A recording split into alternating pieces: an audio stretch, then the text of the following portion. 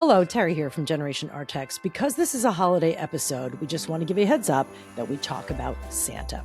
So if you've got kids in the room or in the car or whatever, and you'd like to keep Santa's secrets a secret, you might want to wait to listen, Peter, or pop in your earbuds.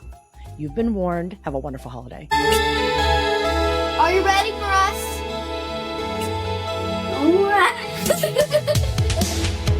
Come on, Kim. I'm interviewing you, Lord. Everybody knows I am the star of this show. Have we see? Welcome to Generation Artax. I'm Terri. I'm Kim. I'm Lori. Welcome to our holiday episode. Wow.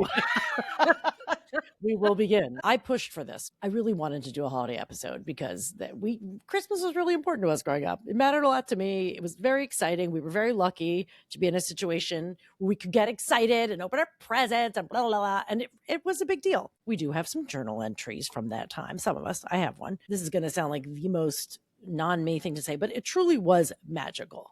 It was a magical time. All the Catholic guilt drew back, and in its place, Jesus in a manger, and it was magical for a moment. Like, I remember feeling like everything was good. It was the one upside. It was the one time I felt like I'd put in the time.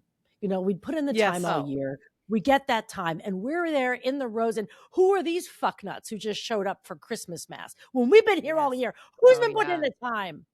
Yeah. I feel like our church, did they do like a whole nativity thing? No, you're Stations talking about of the it. Cross? Yeah, Easter. No. I was always station number 8. I was a weeping woman. I was never in that. Oh my God. I was in The it every Passion year. of the Christ. The Passion of the Christ. And someone would read the stations in Station 8 about the weeping women, and we would be planted in the pews, and we would come out of the audience, like walking up to Jesus on the cross. Wow. My acting Theater. days. This Yeah. was live theater. Who knew Kim All was of such a my thespian? performances were in church. That's true. Well, I liked going to midnight mass, which was at 10 p.m. It was the only time of year where you go to mass and you're like, ooh, because, you know, a lot of people are going to go who don't usually go. So you get an eyeful. Yeah. And we get dressed up, and it was like a whole thing. I liked the whole Advent thing with the lighting the candle every week. You liked Yeah. the build up. I liked the build up. Christmas now is like, it's 3 weeks. It goes by fucking so fast. It feels like you don't really even get to enjoy I it. think it's just because we're older again that it feels like it's fast. I don't think it feels fast for kids. Because they don't have to do anything. They just sit and wait. We have That's to true. do things. That's true. You know what I mean? We have to get things done. They just get to look forward to it. Yeah. That's all fun. We happened to have a mom who was very into the magic of it, and she was very into practical things. I pride myself on my executive functioning skills, and I think that was born from Christmas. Oh, absolutely. We got stuff that other kids didn't ask for and wouldn't want, but I was excited about it. So our routine was we get up when it's still dark out, we creep down the steps, and there on the railing where our stockings were hung with care. That was the best, right? That was the first thing. It was sort of a little amuse-bouche for the rest of the morning. And we got really excited, and there was always a stuffed animal on top. And you would take off the stuffed animal, and here's what you will find inside. And then a plastic candy cane filled with like M&Ms. There'd be a range of Bromelo's chocolate and maybe stickers, maybe some assorted pens or pencils. And one year I got a stapler, a swing line stapler. We all got a stapler. And I was legit excited about this. I was like, these are real office goods. So on that thread, the biggest gift I think we ever got, ever. Life-changing gift, because mom, you know, people are like, oh, 3 daughters, the fighting must be horrible and blah, blah, blah. So she, I think, like was trying to get ahead of any of that because everybody had a landline only. And I have an entry from January 5th, 1988. It's January, Christmas had passed. Wow. You know, it's so bizarre to me that it's such a brief. Yesterday was a snow day. Thursday, I'm getting braces. And for Christmas, I got my own phone line. So did Terri and Lori. And then I listed our new phone numbers. But that was like the biggest, I think, Christmas gift we ever got. Can we just, so obviously we all got the gifts. We were all given the lines, yet I was 9.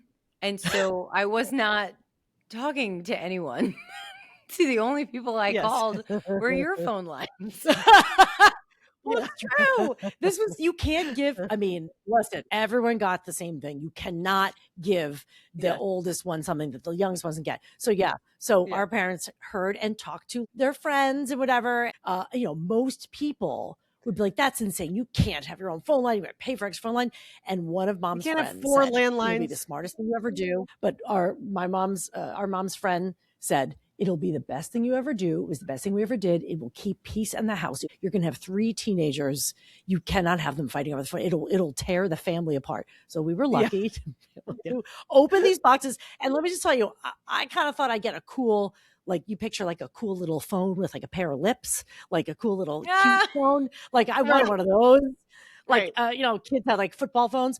We got an office model. When I say office model, I mean desktop office that if you had a full-time job as an executive assistant at a law firm, this is the phone you would use. Yes. It had the small handle with a huge base to 6 memory or whatever speed dial. Yeah, like speed dial buttons. You could hold, you could transfer. I mean, no one needs this phone. But we didn't need a landline. We certainly didn't need office grade phone supply. It was nuts.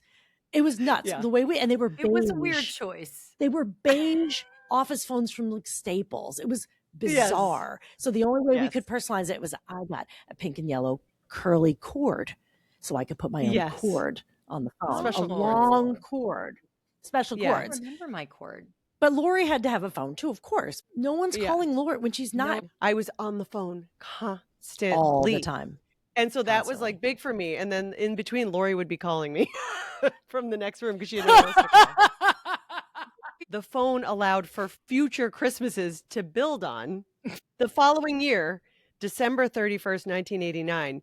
Yep, it's the last day of the 80s. Pretty weird. Christmas was awesome. Our big presents were call waiting. That's like a whole other angle when you have call waiting. We got a service. It was the first time we got software as a gift. And the following year, we got 3-way calling. I hate that name now. In addition to that, 89, going with what I was saying, Christmas was awesome. Our big presents were call waiting and a compact disc stereo radio cassette recorder. That was really nice. I got a lot of other stuff. A file cabinet, clothes, lighted mirror, desk things, Rolodex, tape dispenser, stapler, and lots of other things. Okay. It's like she just went to OfficeMax and was like, I don't know what to get him for Christmas this year. You got a tape dispenser. We got weighted tape dispenser. Weighted. Yes. Those for are our cool. office setup. Mom was clearly trying to like push us in a career direction that like you're gonna have an office job. Yeah. Or at And then least I be was the only one with organized. an office job. File cabinet. Oh, I was gonna say I still have that file cabinet. I know. I just sold mine. It is 6 feet from where I am right now. That same file The same cabinet. one. They really It's built navy those to blue. last. It's navy blue because it's metal. It matches what my bedroom looked like at the time. Okay, so here I am. I'm 10 years old with a phone and answering machine, three-way calling, call waiting, and a file cabinet. You were like, hello? I'm like, I'm playing a mean game of Office right now. We did though. We did. Oh yeah. We were like, it was legit. Like I It was remember having legit. we had stacks of paper. Yeah. And I would like write and pretend to sign them, and I would call you and say, could you come please pick up this report? And you would come and get it and take it to Lori and be like, please send that down to accounting. Thanks. But that was like really fun. How fucking like nerd alert. Yeah. Nerd alert. That we were like, this is so cool. Different color pens. I also like that I got a cube full of multicolored paper clips. Yes. That was I don't really, remember that. Yep. oh my God. Yeah. I I know what loved you're it. talking about. I felt like I was important, that I was like, oh, I'm going to do great things with this stapler and this tape dispenser. But I loved the file cabinet as a 7th grader. I was like, this is amazing. I could put everything in its own folder. I like loved labeling them. I'm like, this is so great. And I'll You were have like, it forever. I up leveled. Yeah. Yes. And I was like, this How is going old were to last you? me a lifetime. I was in 7th grade, 1989. It did last you a lifetime. File cabinet for life. Filing strong since 1989. You know what? File cabinet technology has not changed. It doesn't need the to. It exact was perfect. It was perfect. It is perfect. Think about it. All the other things we have gotten, if it were now, there would be no presents because you don't need a big fucking boombox with your stuff. Can we talk about though that one year when we got the answering machine, that was another year, or did we get them? I think we might have. It was a different year. It was another year. Okay, that was the big gift. Okay, the big gift was the phone at the end of the night, and then the next year, the big gift was open it up. It's a huge appliance. What is it? It's an answering machine. It was like a double-decker record player thing under, like between the phone and the answering machine. I had no room on my nightstand for anything. I distinctly remember being downstairs in the den and calling my phone and leaving myself long messages on my answering machine so then I could listen to them later from my room. What were they, like soliloquies? Honestly, I don't know. It was just me talking. It was just blah blah blah blah blah. Like, and then you would go upstairs and listen to them. You're like, I have messages. Oh my god, I'm so popular. Like it was blinking when you had messages, and you were like, oh, I have messages. Okay, so that's something about the answering machine too. First of all, it had a smoky lid, like a black lid. You lift it up, and there were 2 cassette tapes, and one cassette tape was your outgoing message, and one was your incoming. And what we soon realized is you could put any tape in there. So then we would just buy them, and we wouldn't tape. Normally, people tape over their answers, the answer machine. But we kept it. We added them, kept them because sometimes a boy would call, and you need to save that shit. Oh, I have them. A big deal. It was a big deal. But the thing is, it didn't tell you like it should. Here's how many calls are on there. Like, here's how many people called you. It would blink the number of calls. It was like the social Morse code. Right. And so you would race them as soon as we were like, say we're out somewhere to dinner. You come home, race upstairs and stand there like an idiot, watching and counting the blinks. Not like an idiot though. We were just like, standing there. 1, 2, 3. If you pass 3 calls and 3 messages, the greatest, sweetest sound in the world was just to like hit play and listen to what everyone left you. That was like a really big deal. Yeah. And I have them. I saved all of my favorites as I went. I would tape over what I didn't like, but I have maybe 10 double-sided answering machine tapes. Wow. Yeah. I mean, we're going to have to give those a listen. What do you mean the word delete didn't exist? Yeah, I'm stuck on that. We didn't use delete as like a normal, it wasn't in the vernacular. In the same way. I would go back and rewind and listen to the calls like again and again. You would go back and hear what your friends left you or listen to them again. Or yourself. For myself, I would just listen to listen to yourself. Lori would listen to herself. Lori would listen to herself. Christmas 87 and then Christmas 88, we got call waiting. It felt like it was adding insult to injury. You're like, now when another person wants to call you, you can go over and talk to them. And I'll be like, you're like, 2 phones. I'm going to call myself while I'm listening to myself and be like, oh my God, so many calls coming in. But those phones came in handy when we would play hotel and then we'd go to each other's rooms and call each other and make reservations. It was amazing. You named it the Turnleaf Hotel. What? Wow. And that's a deep cut. Did I really? I made the label. Yeah, I did the branding on an index card and I drew a green leaf and colored it in. And it was the Turnleaf Hotel. And I put that on my door and we played hotel. Holy shit. I didn't realize that was branding and we were doing logo development. You said, let's have a hotel. And I was like, all right, I'll do the grunt work. You caption it. What was I doing? We were like, Lori, just go to your room and we'll call you. We'll call you. Like, Lori, go change the sheets on all the hotel beds. Go get us some food. Get us some room service. But it was actually, I'm going to go out there and say, it was kind of a way of being able to take each other seriously as peers.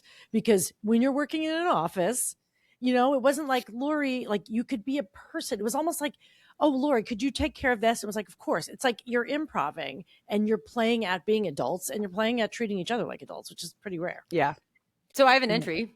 Oh, good. Okay. So this was me documenting a very important, pivotal Christmas for me. So I'm very special Christmas. Very special Christmas. This is December 26, 1992. So I am 13. All right. All I can think about is last night. The best Christmas ever. All caps. Wow. Are you sure you're not reading Kim's journal by accident? I know, right? Sean came over last night Oh. That alone was the best gift. Okay. Oh my God. He looked incredible. What, I don't did know he how though? incredible an 8th grader looked. The 13-year-old boy? They're I pretty know. young. Incredible. We both had flannels on, right? Mhm. That was just like the big old, just giant plaid flannels. Matching grunge. Right, totally. 90s grunge. He didn't wear his hat, so you could see his awesome bowl. Bowl cut? Apparently. I put it in quotes. Okay. Wait, were you being sarcastic? No, I He was had an definitely awesome I was bowl cut? never sarcastic. Apparently, his bowl was awesome. Okay. Wow. His eyes were big and blue. His cheeks were red, very Irish. He sounds like a Dutch boy. alcoholic. And, Yeah, okay. and his skin was almost completely clear. Oh, so close. Oh, 8th grade. So So close. Close.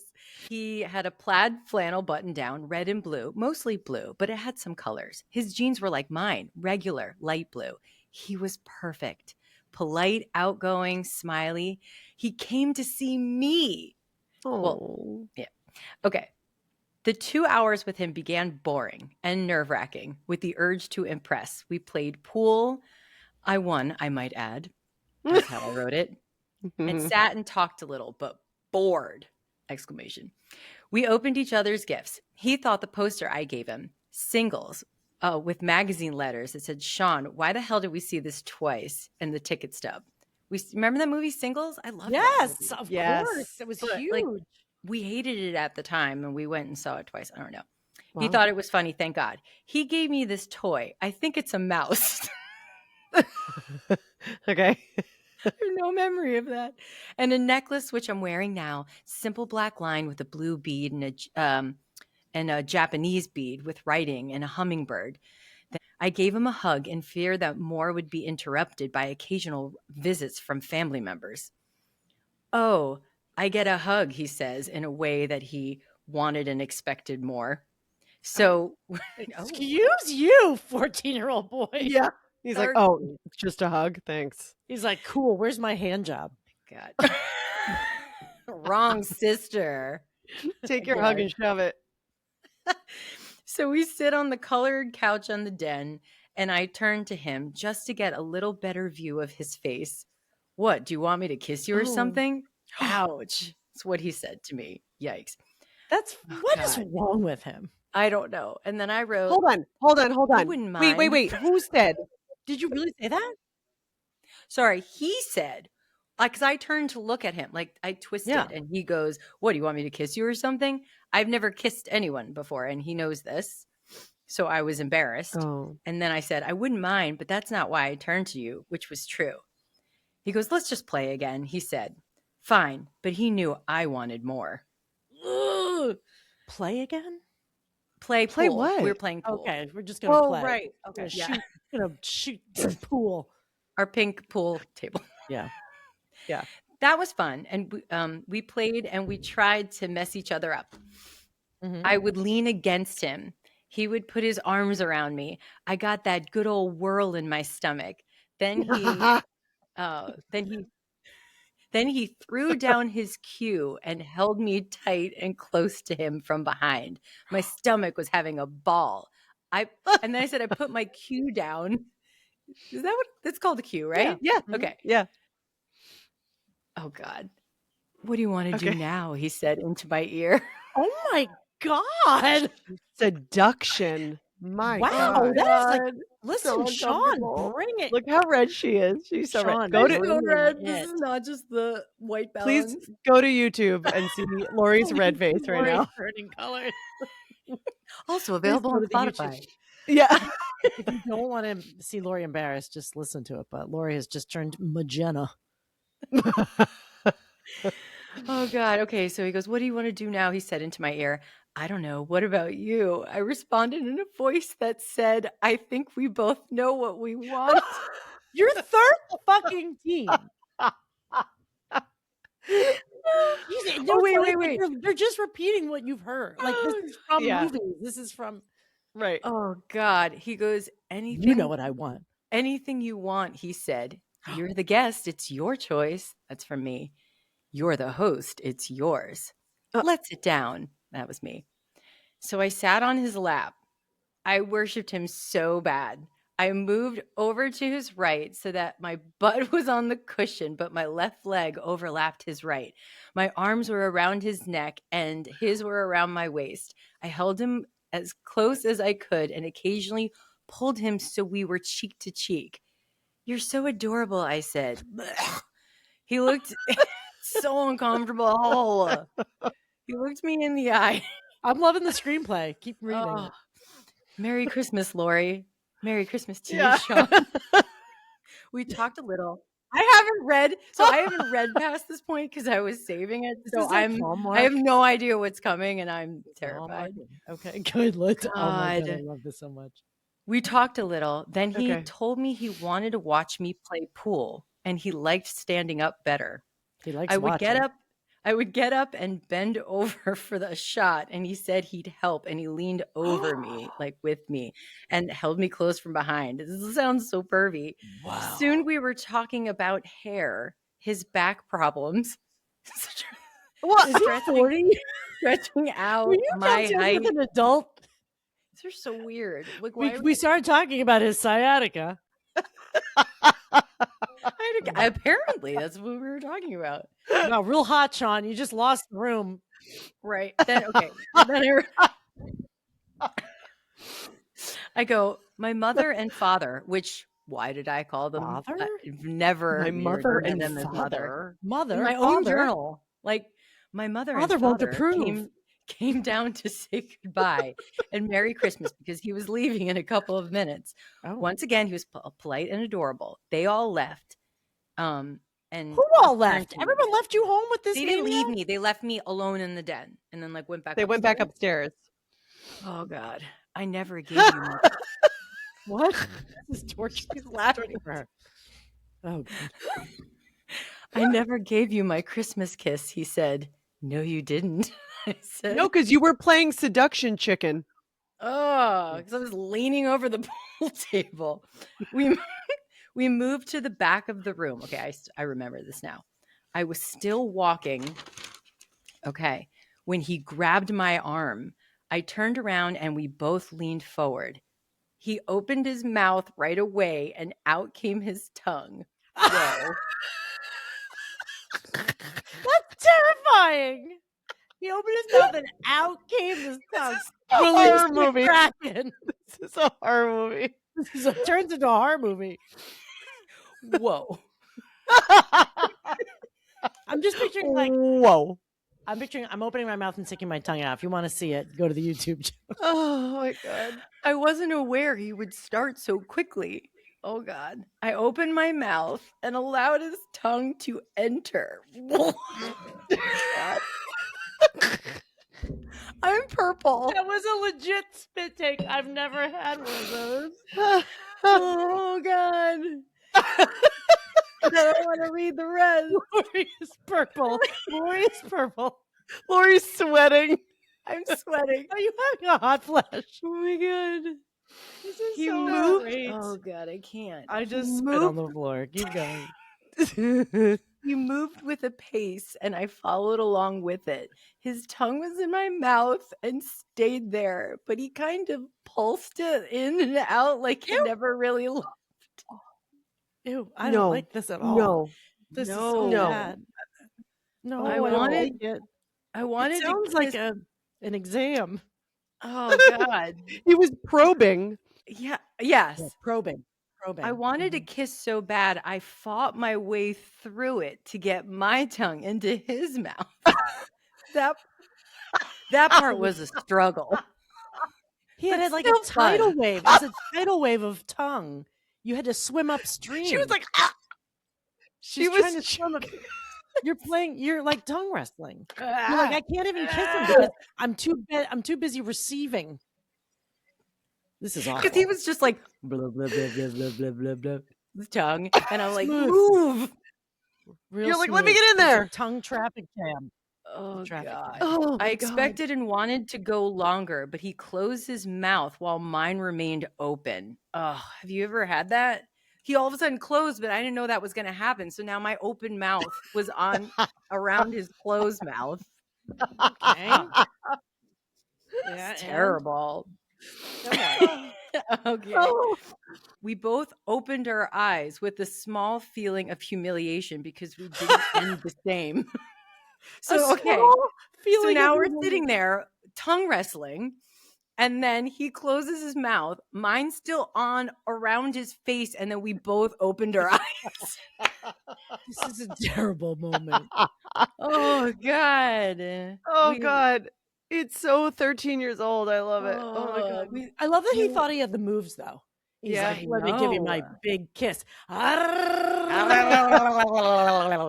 a jackhammer. It's like a It was a lizard. jackhammer tongue on your.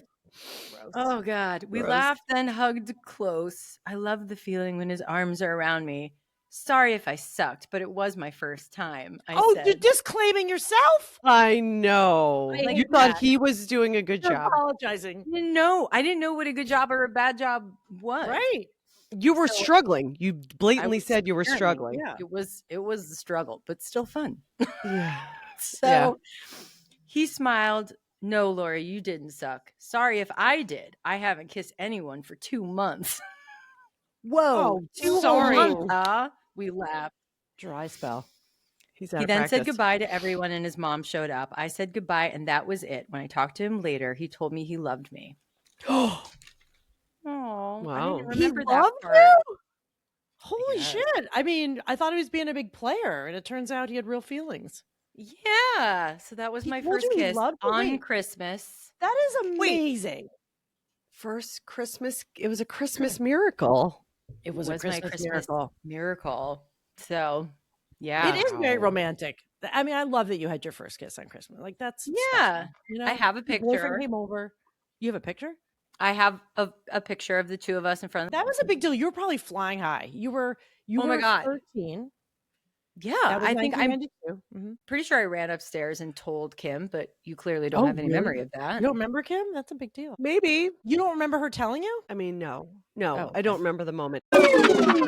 Hey, it's Terri from Generation Artax. And listen, I love a good story. Who doesn't? If you didn't, you wouldn't bother with books, TV, movies, or even podcasts. We love listening to stories, but there's also something really powerful about writing your own. You may see yourself as a reader or a listener, and maybe you wouldn't dare call yourself a writer. But here's the truth. If you can read, you can write. If there's something you would love to write, share, or get out there, there is no better or safer place to do it than this little program I run called the New Rules Studio, or Studio for short. It's a live, virtual, real-time writing space led by certified instructors where you get to explore your own ideas, your own creativity, memories, stories without judgment or criticism. Since you're a listener of this podcast, I would like to invite you to come write with me for free. You can get the invite at territrispicio.com/writewithme. That's territrispicio.com/writewithme. La la la la. That was great. I have an entry from 1993. It was the following Christmas. I had a boyfriend at the time who I'm going to call John. Okay, so we've all been out together, whatever. When I'm... Whoa. Hold on a second. Wait. I just had a small stroke. Wait. Hold on. This was what month? December? It was Christmas, 1993. I said Christmas. 93. It was actually Christmas? I think it might have been... I just wrote Christmas 1993 as being very cagey, but it was like right around when you were probably like 23rd. I'm just It trying to wasn't figure super- out where it was my senior year of high school. So you were a junior in college. When we got home after midnight, John and I exchanged gifts. The note on the gift I gave him was, who cares? Okay, first of all, I got to give you a background. John had been in a military school and then dropped out to go to college where I went to college, right? Where we went. And so, you know, it's a big thing when you would drop out of one school and you're going to another and whatever. Transferred. Transferred. Who cares about men in uniform, whether their hair's straight or wavy? Because the guy I've got may not sail a ship, but he looks damn good in navy. Oh. Okay. because he was in school to be in the Navy and it didn't work out. Yes. No. And I gave him a navy colored, but he looks, okay, wait. After it didn't work out, you're like, reminders. He did look good too in the blue shirt and the sweater vest, styling. Wow. Styling with an Stylin'. apostrophe. Yeah, Yeah. that's what I wrote. I got him a shirt and a sweater vest, Okay. and he looked great in it. Okay. And I do remember, I can remember him that night. I remember being like, God, he's such a good looking guy. Like, well, I'm very lucky. I was very happy with this at the time. Mhm. My heart stopped when I opened his gift. It was too nice, beautiful, a gold and silver Bulova. You know, it's a fancy Bulova? watch. Yeah, Bulova watch. watch. He knew I needed a watch, and this is one I'll have forever. No idea where that watch is now. Where does jewelry go? I don't know. It was a good watch. I don't have it anymore. Absolutely exquisite. I have it on display, actually, on the kitchen counter in its dark green box. I want everyone to see. We sat on the. No, I don't know. Yeah, why would you display it on your wrist? Well, you know, like watch ads are very romanticized, and around Christmas, you always see like this handsome couple, like this luxurious gift. It felt so grown up to me, right? And I'm like 19. Yeah. And you'd only probably ever had a swatch. Totally. I'd only ever had a swatch watch. Yeah. We sat on the sofa together in the room, lit solely by white Christmas tree lights, and the whole evening brought tears to my eyes. The warranty is good for 25 years, he said. Wow. So romantic. I just can't believe at that moment. It's almost too good. 25 years, I thought. Then I pictured myself calling him up at 45. The damn watch stopped. We laughed, but it's true. This watch, this gift from him is forever. History made on that night. When anyone asks where I got it or from whom, I'll remember that snowy Christmas of my 20th year, snuggled next to the first man I believe I've ever loved. The gift is more symbolic than its mere practicality. He's given me time, in a sense, all the time in the world. Whoa. Wow. Okay. Okay. All right, Wow. writer. History made. History made. What are you, a professional First writer? watch. First time someone bought me a watch. But it felt so intimate a gift, and it felt like expensive. Like I just was like, wow, I'm being really So funny. I was Yeah, because 20. we are products of capitalism and consumerism. Exactly. You're like, ooh, And we're like, watch. oh, your boyfriend gives you something expensive. I mean, that's Gave what you we're told. time, the gift of time, The gift of time. and the way to tell it. And like, think about what I really thought, though, because I didn't say 25 years from now, when we're together, I'll still be wearing it. I said 25 years from now, I'm going to call him up. Yeah, I'm gonna track you down. I kind of knew I wasn't going to be with him in 25 years. Like, I'm just thinking about how it'll be funny when I'm 45. I'll call him. You know what? I'm an old goat. Yeah, Like 45. Who's ever going to make it to 45? I mean, that's I feel really like- years ago. Damn watch broke. Wait, Mom and Dad brought home a watch from Switzerland, mother of pearl. It looks like sunlight on a green sea. Now I've got 2 watches. Oh my God. Oh, That was a 2-watch Christmas. No. wow. Sunlight on a green sea, no less. Wow. Mom got me every Pops album they could find, and Kim got me the Juliana Hatfield. Lori gave me the newest Far Side gallery. I loved the Far Side. Yeah. Mom, of course, couldn't resist an acrylic organizer, always the queen of practicality, stuffed our stockings with stationary delights, pens, highlighters, index cards. I'm sorry. There's nothing fun about a fucking index card. The big surprise was tickets to see Alvin Ailey Dance Troupe perform. Oh yeah. Perform In tonight. Boston. I've heard raves about them. Oh. And I'm very curious to see it. I'm dragging John to yet another theatrical expedition, force-feeding him a dose of culture once more. But I really think he'll enjoy it. I'm just psyched to get dressed up and go into the city. I feel so grown up. And that is what I And you were wanted to 20. do. I was 20. And I was like, I want to pretty go grown into up. the big city. Here's a little something about you guys. Ooh. We had another rip-roaring discussion, an intellectual debate, tainted with some harbored doubts, jealousies, and sibling rivalry. Raised voices, cut off conversations, snapping, defensiveness, and laughter. Every time we even start to talk about an objective thing, it finds itself rooted in our personal beliefs, and any insult or scorn calls for personal attack. Kim's sick of being placed in a happy bubble. She doesn't believe in this emptiness Bob talks about, our Uncle Bob, who's a priest, and feels she's being looked down on for being optimistic in the eyes of the realistic seasoned scholar. You're always defensive about that. Lori is just getting a feel for where she stands, realizing that she isn't just a little sister, but a person whose ideas and opinions are worthy. She's also coming to the conclusion that I am a human like the rest of them, not a god. Oh, I'm sorry. You're a mere mortal? I'm You just just learned starting to realize that you are not a god. Hot, Okay. hot, even tough, but the most sensitive of all. Wait, what? Wow. She's saying that you are realizing like, that about No, Terri. she's saying like you're realizing that I'm not a god, hot, even tough, but the most sensitive of all. Oh, Plus, that's a worthy match for a sister in her own likeness. We scrutinized, analyzed, criticized how we relate to each other, the faults of our miscommunications, how our intentions are often missed in the blaring outcome of our actions. All this heated discussion, no doubt, fell full force for a solid 2 hours to shake us all and work us up, only to realize that we, unlike most families, are capable of facing our own dysfunctions. TBD. Wow. But hold on. For 1993, that's some heavy. keen observations. I don't remember that.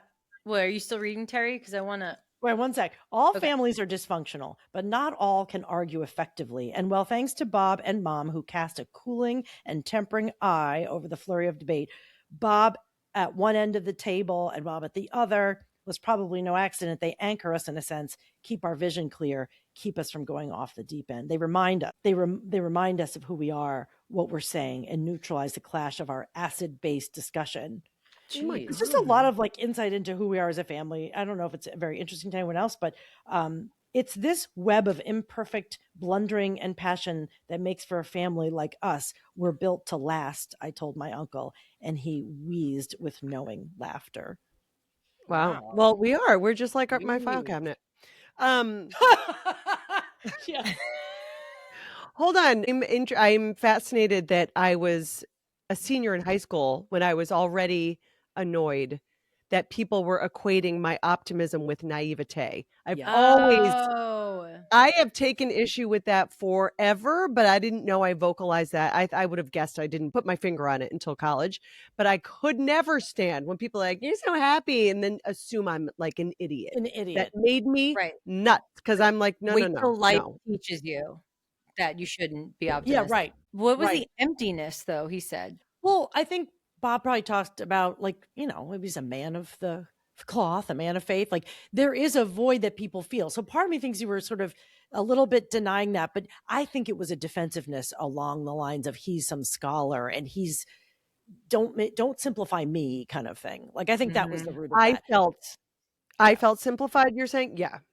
Yeah, Okay, no, I get that that. makes sense. But we also talked a lot. Like we talk, if you could add up all the hours of talking at those dinners, at other dinners, like we as a family talked. I mean, I was trying to understand the dynamics of it then. We had the same defenses and issues and knew how to push each other, like, of course, even then. And those things don't change. Like when you see the kind of things that might get a rise out of us now, it's the same. Right. Right. But the holidays sort of, they concentrate. Oh my God, it's New Year's Eve. And I just looked over and I saw, I'm like mad that, New Year's Eve plans aren't coming through. And I was thinking something big has to happen. 3 p.m. and still no plans. Mom's right. The holidays exaggerate to a fault the necessity of fun of these days as the measure of how full our lives really are. A fallacy, really. Because I'd be like, aren't we supposed to be doing something? It means that I don't have anything. Like if I don't have plans on New Year's, it must mean my life is not together. And she was like, it's make everything worse, And it's a reflection. We thought it was a reflection of just because we grew up with her having that huge New Year's Eve party. So then when it dies down, you're like, wait, I have nothing going on in my life if I don't ring in the new year. Right. And I thought it meant something. I thought that was a holiday metric for how well you were doing. And it's really the worst metric. Oh, yeah. Right. Do you know what you're doing for New Year's yet? I did used to have a huge party and now it's died off. So I don't know. I did go to people's houses last year, but I love to duck out at 10 now. No, right. That's what I'm saying is you don't want to host it, right? So No, you'll no, go I'm to done someone will hosting. have a party in your group of friends and you'll go for a little while and then you'll leave, right? Yeah. Yeah. I already have plans only because now I have a group that likes to plan. I've celebrated New Year's with them every year. And so we're going to Rachel's.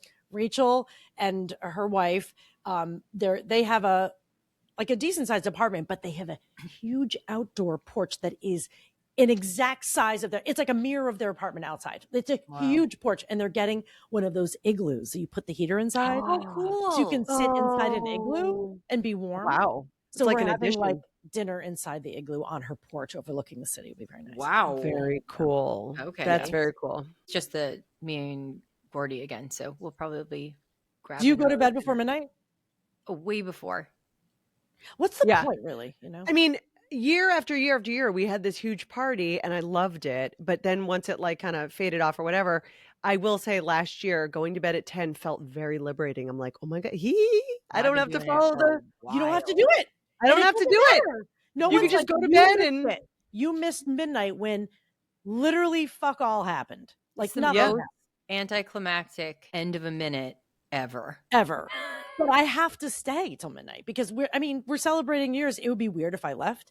So, and I wouldn't want to, but I really hate being the minute I'm up till like 11:55, it's trouble. Like it ruins my next day, even if I'm not drinking at all. But I know that the minute it hits midnight, they're like, let's play a game. And I'm like, no. Peace out. So yeah, they're like, let's do this thing. They'll push it and just have and I'm like, okay. Like I just get up, put my coat on, I'm out. I don't see, I just can't participate fully at that time. No, I'm pretty sure for the last several years, it's worked out coincidentally on the calendar that it always lands on that the kids are with their dad. And it just works out that way. And we didn't put that specifically in our separation agreement because neither of us cared about New Year's enough. So we don't like alternate years. Right. Then last year was the first year they would have been with me. And then they went to California. So right. They went away. It has been like the last at least 6 years. I don't think I've seen midnight any of those. And I think every single time I get into bed and say, I'm so happy. I'm going to bed right now. Happy. Yes. I'm just so happy. I don't feel like happier than other days. 10 o'clock feels sweeter on New Year's Eve now. Yeah. It's great opt-out. Is there a movie that you will watch because you watch it every year for the holiday? Like, is there something you always watch? I'm behind on my annual must watches. And you're gonna tell me Love Actually, which you have the funniest TikTok about that, which is the best. Yeah, the most awkward moment, like the weird dancing. I talk to you. Yeah, I really watched that. I watched that movie again because I was like, oh, this is a Christmas movie. I fucking hate that movie. It's just everything about it. I'm like, I actually hated it. I hated it the first time I saw it, and then I was obsessed with it. But anyway, I always watch The Holiday, which I haven't watched yet. That's like probably my number one. And then I watch The Family Stone every year. Mm-hmm. I can't. I don't know how you do it. I cried so especially hard this year. I love it. Especially this year with Diane Keaton gone. Oh yeah, Gordy loves it too. We love The Family Stone is so good, and The Family Man with Nicolas Cage. Did you never see it? I watched it once. It didn't stick with me. Boo. Yeah, sorry. I love all of those like alternate life movies. I love them all. It's a Wonderful Life. Every time I watch it, I cry. But It's a Wonderful Life. Yeah, of course. Everyone cries at that. Why are you making faces? Everyone cries at it. I understand that everyone loves that movie. I do not. I think I've seen it once, and it was the year I got the Bull of a Watch. I went to rewatch it. And I went to watch it because I was like, oh, I feel like I need to like really sit down and watch it. And I hated it. Well, it's really old. People just have associations with it. Come on. We cannot have this episode and not talk about the best Christmas movie of all time, which is Emmett Otter and Emmett Otter's Jug Band Christmas. I have a sweatshirt. This is a fully Gen X thing because there aren't a lot of people who watched it who aren't our age because it wasn't like a huge hit. It's just that it is this deep cut. Right. Jim Henson. Jim Henson. It was like a little known Jim Henson, right? I was at a party last year and there was a guy there with his husband and they had their dog there. His beagle was named Emmett. And I go, oh my God, it's making me think of Emmett Otter's Jug Band Christmas. He goes, that's why we named this dog Oh. Emmett. And I was like, Oh. like, and I just sang all the songs. I was like, You're I like, ain't love no it. hole in the wash tub.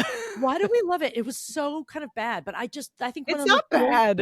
I think one not. of the most joyful moments is seeing the full puppet with their legs up going down the hill. Oh sled. yeah, when Yeah. they lift them up and it's so clearly a puppet when they're on the Yeah, ice, yeah, yeah. and then their little legs are just Oh yeah, moving. and their legs are like this. They're like not weight bearing. They're just sort of Yeah. dancing across the- It's gift to the Magi. That's Yeah, what it it's is. gift to the Magi. Yeah. That's Yeah, what- yeah, yeah. But okay, for people who didn't see it, it's just a great. You could find it on the interwebs, I'm sure. It's You just can. Emmett and his Yeah. mother, who's a single mom, and they don't have Yeah. money, They have and no they money. want to like buy each other 'Cause- things, and they fuck up their gifts, just like the story. Because Pa died. Pa died. Because he Yeah. was a snake oil salesman, Yeah, which and is he funny. left them no Wait. money. Wait, Yeah. did they really said that? Yeah. They literally Okay, said but that. I literally thought Yeah. that was a real job I did too. at the Right. time. We didn't. And Well, I- we weren't getting the next level humor of it because The we next were level little. humor is that he was a fucking philandering Con man. grifter. Yeah, and I was like, "What is? Do like snakes produce oil? Like I I know, never." I couldn't figure it out. It's like, oh well, then why don't they have that to sell? Yeah, can Yeah. you sell? Can't you just keep selling the snake oil? Yeah. It's like Pa left us with the wash tub, and now I just taking the wash. Now I They- just taking the washings. When you rewatch it, there are so many comments about the dad screwing them over. Yeah. Oh really? Well, you know, Pa, like there's like at least 5 times where they're like, "Well, remember he'd bring home the Christmas branch because he couldn't afford much else." Yeah. He brought home a Christmas branch. What a That fuck is a nut your- direct quote. What a fuck nut your father was. Oh, there ain't no hole in the wash tub. Like, he sure did love us, but he left us nothing. Yes. He went and had a couple other otters with a couple foxes down the hill. Your father so what was a happened? philandering asshole. There's a town contest. The winner gets $50. $50? He, for money, washes Takes clothes. in the washing. Mhm. He wanted to buy his mother a piano because she loves to sing. So he put a hole in the wash tub to play bass. Ain't no Her hole source in of the income. wash But he tub. feels really, she's saying, thank God I can take in the washing because there's no hole in the wash tub or I couldn't do my job. And then the minute he decides to turn the wash tub into a base, he puts a nail on it. And when he thumps it through, there's like this dark echo. It's You remember that? very creepy moment. Yeah, it is. Because he's It fucking is. committed an act of violence on his mother's Yes. livelihood. And then he, for money, he would do odd jobs. And she sold his tools to buy a dress to wear for the show. They really fucked each other over. Just Yeah, in the they fruition did. of- Aw, There's a lot I of don't- poor decision making there. a lot of Because poor it was a gamble. They were all just banking on winning the talent show. Yeah, that's weird. They've neither of them ever done anything like that before. They were certain they were going to win. Right. Yeah. River Bottom amateurs. Nightmare Band. Okay, so there's a too badass group of like there's a snake and a frog and like they were A teddy the- bear. a teddy bear, the River Bottom Nightmare Band, and these guys are badasses. And They and the roll in lead from out of singer- town. the lead singer is a snake in the water. He's like No, No, that was no. the. The lead singer is the bear. That was like a No, no. sidekick. no, but what And then there was like a the snake? weasel. and he would like Yep. no, but something would come out of the water and Yeah, sink the in the snake. water. Snake. And Okay, he would. it's like, He didn't play an instrument. I don't we think. He don't just like. brush our teeth. Like what? Because the toothache is what keeps us mean. You remember that line? Yes. What was the refrain? It was just the bear going River Bottom Nightmare Band. Dun, dun, Yeah. dun, dun, dun, dun, dun, And they're like, dun, oh dun. my, we're never gonna beat these assholes. And then Emmett and his friends, what is their song? They just So did- they had planned to do this this one song, and then a guy did it before them, and they were Yeah. like, "Oh my god, everyone's gonna So they think we're couldn't do it. copying it." oh my god, So typical they ran Taylor outside drums. to come What? up with the new song. It's like, "How much alike we are, we could Dun, be dun, long dun, lost dun, brothers." dun, Da-da. Wait, his friend Oh. blows on a bottle. Yeah, But the song that the mom sings, that Ma sings, is Right. like still one of my favorite songs. Yes, we're closer now Whoa. than ever before. Na na na na na na. That's when they combine. They That's combine when it. they realize showing it more. Oh, Ooh, I love oh, that. I love it. Says, welcome, strangers. Everyone is a friend. Everybody is a friend. Favorite stories don't end. Welcome, brothers, in our world. And then they get a Oh. job in the end. They 'cause didn't win. The frog, they didn't win. No, they're the all River like, Bottom Nightmare Band won. River Bottom They Nightmare won. Band won, of course. And then these guys are schlumping out of the town hall like a bunch of losers with no they're walking tools. across the frozen river. And then they're like, hey, our songs go together. And that's when they sing the two Oh, songs they start singing together. together, and the mayor bullfrog overhears them. Yeah, and he's like, it sounded like all you needed was each other. And then he decides to start paying them some wild amount to start singing at the pub at night. And they all, but then they just sang that one song over and over every night. But then they all started, then they just made more money than they ever did. Yes, and they became professional performers. Yeah. It was a very It was good a ending. very sweet. It was like a really well thought out. And It's Kermit very good. introduced it. Like Kermit was there and he's like, introduced this it. is the story. He's a or narrator. whatever. Yeah. Kermit was like, I'll put my face on the project just so that it moves. Get a little heat going. Good. It's so good. I have an Emmett Otter Nightmare Band. I have an Emmett Otter Jug Band. Wow. Emmett Otter's Jug Band Christmas sweatshirt that I love, and I'm wearing it to a Yankee swap next weekend. I mean, it's Oh. perfect, and it's a deep cut. So good. I haven't watched A Christmas Story in a really long time. Which but My that's kids surprisingly love that too. I can't Gordy believe how loves that's that held up. movie. Oh, the one from Yes, the but 50s? but our age loves it. But I mean, for Gen Z to like it is surprising a little bit to me. With the shoot your eye out? Yeah. And It is a good one. That's a good one. But the best of the best is Elf. yeah, it's just later. There's no like nostalgia Yeah, for it's that. not our There's no generation. nostalgia for it. I watched Scrooged a lot, but I haven't watched it with Bill Murray. Oh, that's a good one. It is a good one with Carol Kane. Oh my God. Yeah. Any version of that. I liked the George C. Scott version. I thought it was scary. And the Muppet version, the Muppets Christmas Carol, we listen to that soundtrack all the time. And then my Yeah, it's good. kids surprisingly still liked Rudolph and Oh, Frosty. come on. Those are the best. Those are Claymation. Yeah, like stop action. those are like 80 years old now. I mean, they're so old. They're really Stop Frosty action never goes out of Really style. old. Stop motion, not stop motion. action. What did I say? What did I say? Action.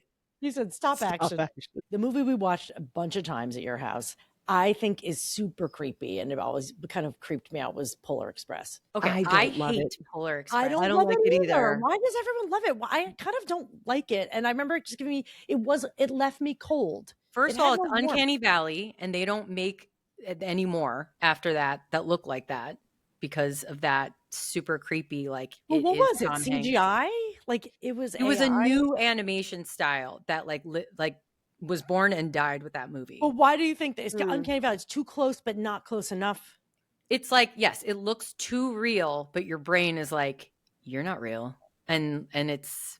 But something like that when you creeps watch out. an animation, you know Yeah. that's not real, but it's distant enough. It's Is that what you're distant saying? enough. It's a little too real. But I also hate the story. I hate how it makes me feel. My kids don't get it. They love Polar Express. And I'm always like, I hate They Polar love it. Express. Why do they love it? And I actually don't know, because the whole movie makes me feel like sad and lost and like It's like holiday edging. What? What did you just say? Did you just say it's holiday edging? What the what fuck is that? I don't know That's that. like really not like her to say something like that. Why the fuck would you say that? I don't know what that means. What does that mean? I don't know that phrase. Is that a phrase? Edging? Look it up. Go Google it right now. See, I'm not so naive. Jesus, that is not what I expected. I almost said that the advent calendar was Catholic foreplay, and I thought Kim would get upset, so I didn't say it. Ew, it's not Christmas edging. It's not. I wouldn't even. That's not based on the AI overview definition. What did you look up? No, but like you're like, oh, there's Santa. Nope. Like you can see like a little bit of his like.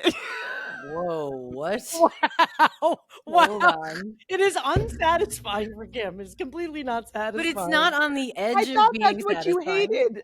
I thought Lori. you hated when I said No. that making ourselves cry was emotional masturbation. You said, I hate did hate that. that. You said, I did hate hate that. And I thought, mental note, Kim doesn't like sex stuff. She's grossed out by it. I thought that, Lori, the reason you hated it was because you can't, you're about to see Santa, but then you only see like his boot or like, and then you don't see him till the very end. Like how in movies, when they're looking for somebody and then they walk behind them and you're like, oh, it's right there, you know?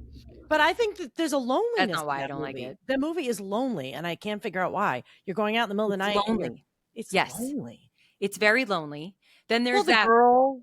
there's that whole song of Yeah. those the girl and the boy, and one's isn't Christmas amazing? Christmas is the best, whatever. And the boy's like, well, Santa's never come for me, and it's always been really horrible. And like, that's Yeah. the song, and I'm like, Yeah. what is this song? Cool. And it sounds like a happy song, but then when you like listen to what they're saying, it doesn't Yeah. like conclude with anything happy. No, and then he gets dropped off on this magic bus. Like, bye, good luck. Yeah. Yeah. And then there's like a weird cart that he goes through that has all scary things in it. And I'm like, why? Do you remember Yeah. that? Something It was super a nightmare. I felt like It felt like It's like a an touch on Misfit, the Island of Misfit Toys. It's like Yeah, a touch it just on seemed that. like Yeah. he had a nightmare. It was around Christmas, and the kid had a nightmare, and that was a nightmare. It's Yeah. not like Yeah. exciting. You need a holiday movie has to have something that feels good. It has to make you feel warm It's supposed inside. to be This is feel like- good. Yeah. People feel good about that movie. And then the other thing is, so you finally get to the end and he can't see Santa. And there's elves and all the kids are around, and he's like, I can't see him, Yeah, right? that's the And he edging hasn't, part. and, That's the and it's edging supposed what? That's the Oh edging yeah, part. it's the edging part. And it's supposed to be a whole like you need to believe to see instead of see to believe, which I get. Right. Except this was not an issue of everyone seeing it and he's seeing an empty space. He could see his hat. He could see it's Mhm. literally there's just elves in the way. Yeah, it's And very then- and annoying. then- It's very annoying. Very annoying. And then all of a sudden he closes his eyes and he's like, okay, I believe. And you're like, well, yeah, because you fucking saw his hat and his shoe. You know, it's not that much of a stretch. You literally fucking saw him standing over there. You just couldn't see his face. Right. And then all of a sudden he believes, right? Gives him a bell, goes home. Then he wakes up in the morning and then he has the bell. So now the narration is like, only people who believe can hear the bell. And as we grow, the parents couldn't hear the bell. And then as you grow up, other people stopped hearing the bell and his siblings or whatever stopped hearing the bell, but he still hears the bell. I was like, you got literal hardcore like evidence of Santa. You don't have to believe. Everyone's like, where did this bell come It doesn't from? take Like, much. Yeah. It doesn't You're take not much. believing now. Like it, He's Yeah. not believing, he's remembering. He's Right. remembering an event Yeah. that he even has like a souvenir from. I know. It's like, Right. What's the big leap there? I Like, know. he's like, Yeah, I'm the it's only not one who still impressive. believes. Well, it's the same idea of that you lose magic as you get older. But I do think I now know that I'm that's thinking the point, about the holiday and Catholicism, right? Like the kind of churchy life we grew up with, and then Christmas, which you don't have to be churchy to experience Christmas, to have your own memories about Christmas. But those lines got fused. And I think that's where it gets confusing because I used to be like, it's so fun at Christmas. And then yet there's this, and you always got the idea that inside of the Catholic bubble, they're like, yeah, cool. That's some commercial shit over there, but this is the real Yeah. thing. And so you're Yeah. like, well, if I'm really serious about this is, and I couldn't understand the connection, like Jesus and Santa. I don't understand. And I remember at some point someone goes, I think Santa is Jesus. And I was like, whoa. No. And I realized that the holidays fuck with you as a kid because it is one of the first times you're being really pressed to believe something and whether or not the evidence of that bears it out. And of course, if you have kids, hopefully they're not listening right now, that obviously some of those things change and fall away. But you're like, oh no, it's not real. It's the first time you're disappointed in faith. Whereas with Jesus, you're like, oh yeah, I believe it. And no one is going to have truth or facts to bear that out. Right, It was like, do I believe it or not? Like I hung on to it for a long time because something goes away when you stop believing in the thing. And I feel like It's a set up to loss. do that. It's a loss. Yeah, you're set up to believe a lie, and so you're set up already for failure. Like you're set up to have the loss. But when I asked mom about it, she always said, it's the spirit of it is real. What you're feeling about it is real. She was trying to separate my feelings about it with the reality of it. And I almost didn't want to know. Yeah. And it's The kind of like anyone magic- who wants to believe a thing. You don't want to know that anything questions it. challenge. But it's the magic is really that's supposed to highlight the energy. Like when you transition out of believing, quote, then Right. it's like you're kind of supposed to recognize the frequency of the season. Yes, The but there's a intentions before of it. after. There is a before after of Christmas. There's what you Of believe up course. until a certain point after, and that is a loss. And it is Yeah. you are set up for loss. I don't know that the answer is don't do it anymore. I'm just saying your whole life, everyone believes in different things, but that is a particularly difficult one because you're flat out lied to. Well, I was the youngest, so I still am.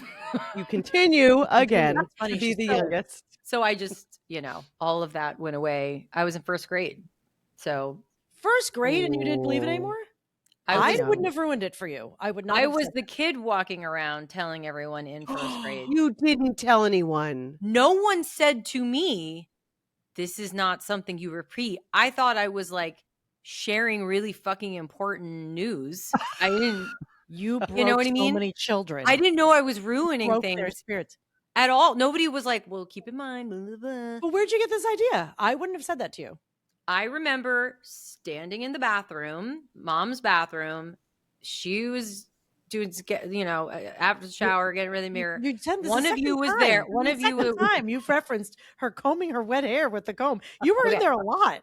I was. But the other time I was referencing the comb, I was sitting on that bureau in her bedroom and she came out of the bathroom. These are very distinct memories. You guys were like, either one or both of you were there. And you were like, no, this is just, it's just something that makes it nice and whatever. And I remember thinking like that I wasn't surprised. I have only one memory of very actively believing.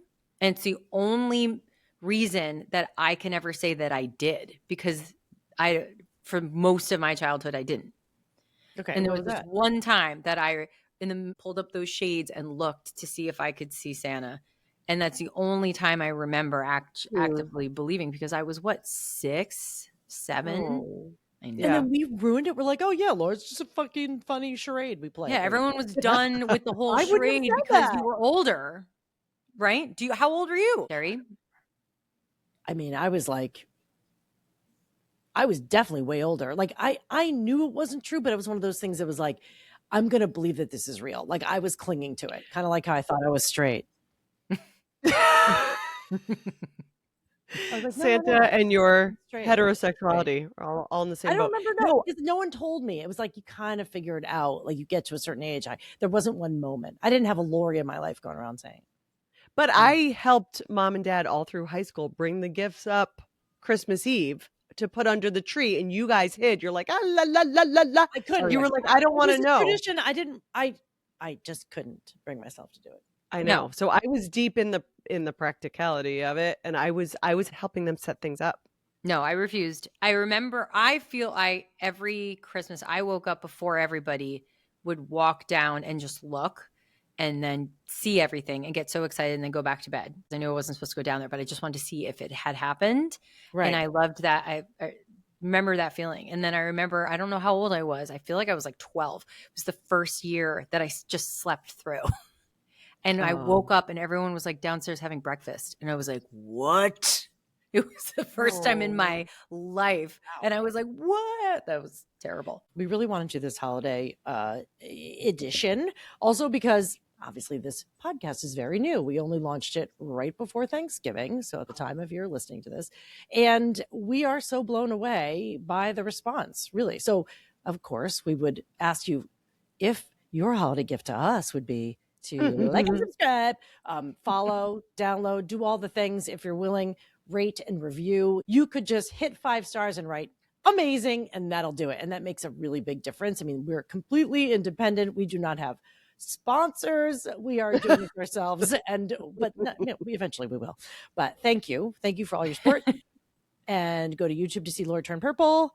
Or Spotify to see Lori Turn Purple. And I want to, of course, take this opportunity to say that I love you both so much. And this has been a really special year.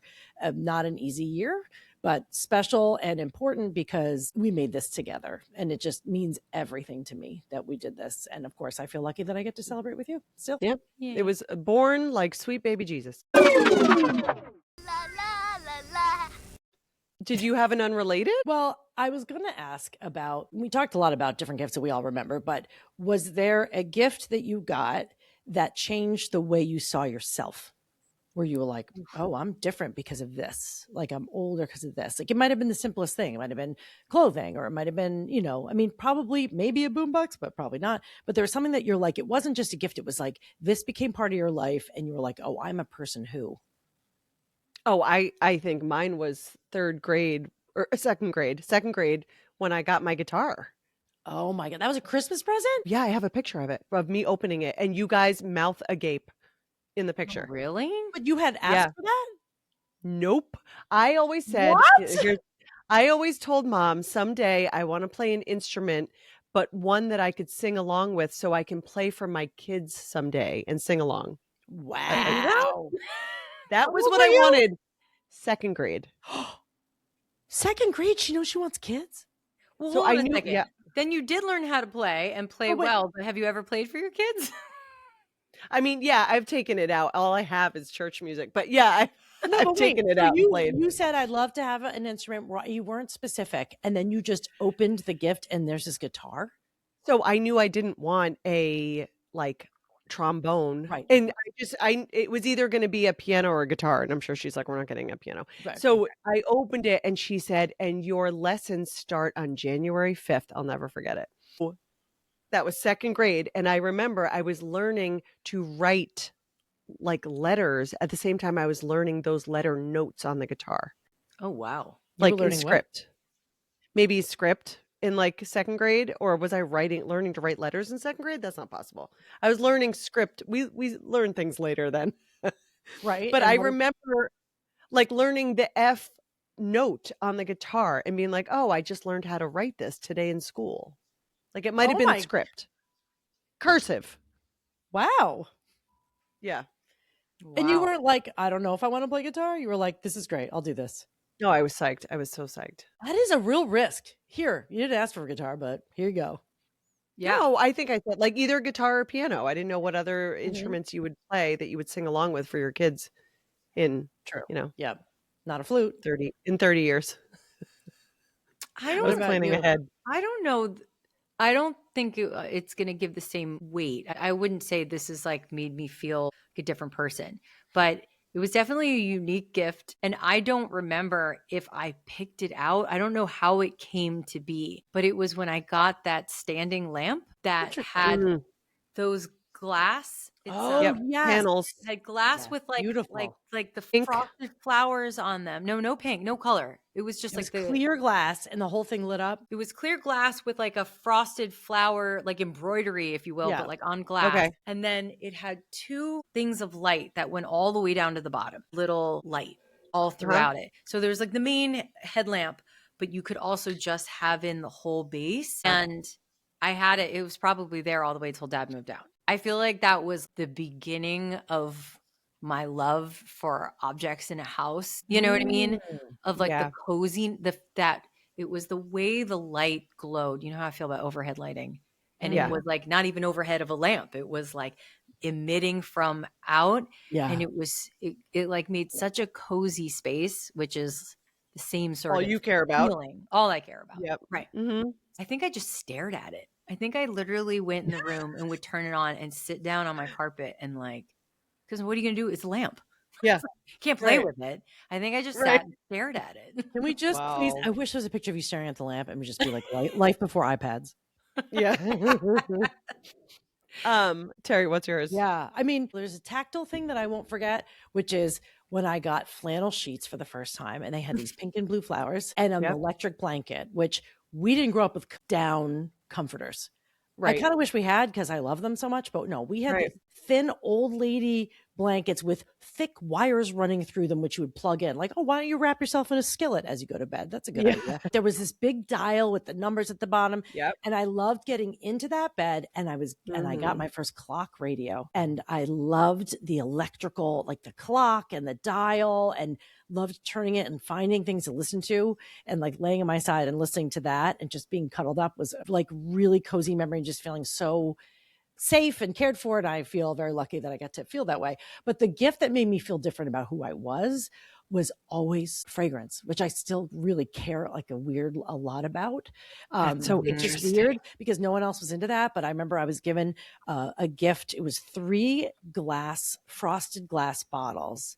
And it was lotus flower, rose, jasmine kind of thing. And then something else, whatever. I was so into this. It was iris. Yeah. Iris was my favorite. They were so pretty. And I just would take them, smell them and spray them on me. And I just wanted to smell good. And I was given a mirrored tray because like a fancy tray. Yeah. And I put them on the tray and I would just walk into my room and just look at them. I would look at them and smell Everybody's them. just staring in their rooms. Everyone's loved staring it. at the things we I loved it. I felt like such a lady. And I was like, oh, this is very fancy. And then when I turned 16, I asked for Dior's Poison, which of course everyone was wearing that year. And it looked like a purple, like an apple. It was like a forbidden fruit. And it had a really unique smell. It's a really weird smell. They still sell it. But to smell and be like, this is exactly what being 16 smells like. I smelled like a 40-year-old like lounge singer in that thing. But I loved it. And again, they were objects. I loved how they make me feel. I loved how they made me feel and smell. And I remember Bob saying, what's important to you now that you're in 7th grade or 8th grade? And I said, it's really important for me to smell good. Wow. Okay. I've never Really, worn perfume in my life. Like you wouldn't believe how many bottles of fragrance I have. Never in my life. Never. Yeah. Ever. Yes, you did. It's crazy Yes, how you that's did. been such a You had priority one. for you. And nope. You had one that I used to wear.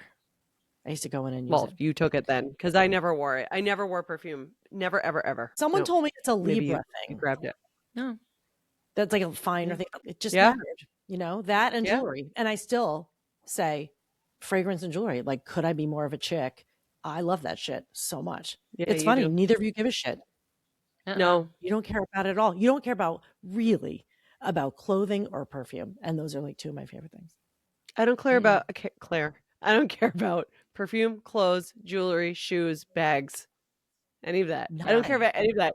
Yet I'm the one that's going to make $100 million. Yet Well- I'm the lesbian. Figure that out.